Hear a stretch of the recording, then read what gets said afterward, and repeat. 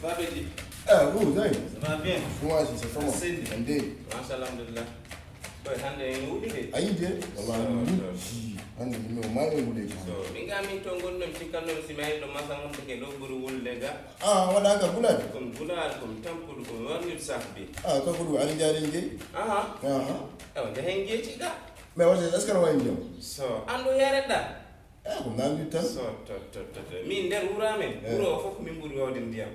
Si mi yehi miɗo wawi yaade nder ndiyam, mi daro, fami, tawa mi samani nder ndiyam, mi yaha ha less kadi, mi daro toon, min boy, mi wawi ndiyam, machallah. Mi wawi ndiyam. Joni ala probléme so jeeyi jeyi ma elam. Jeeyi jeyi ma elam. Ɗum o ñiren sa. Ɗo mbuɗi sa mi wari yimɓe. Boy, hin seeɗa, ka heɓɓo lowol ɗum, hin seeɗa. Ala boy waɗa ses min gonnomi koye chance dade coñcam boy. Angel.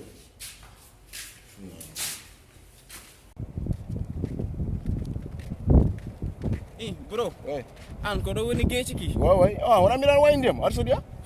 Wona mbiɗa wayi ndiyam, aɗa soodiya seelam, aɗa soodiya. Ala, Boussaye, way, won fen mbottata ngara sa ɓufto?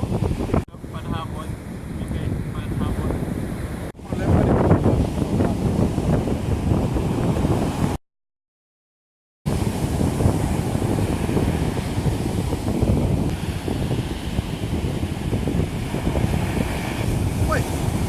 Jam na ngeen di.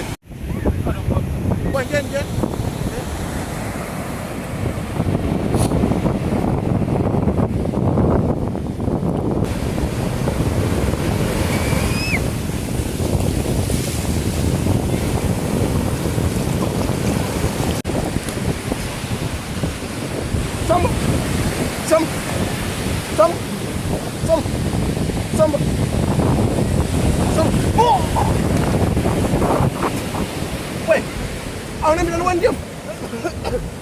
Ana mi dal wayi ndiyam.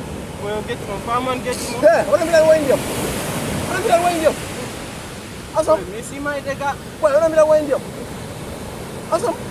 Boy, min yehi. Boy, para mu tangeen. Ala mi yehi boy. Boy, para mu tangeen.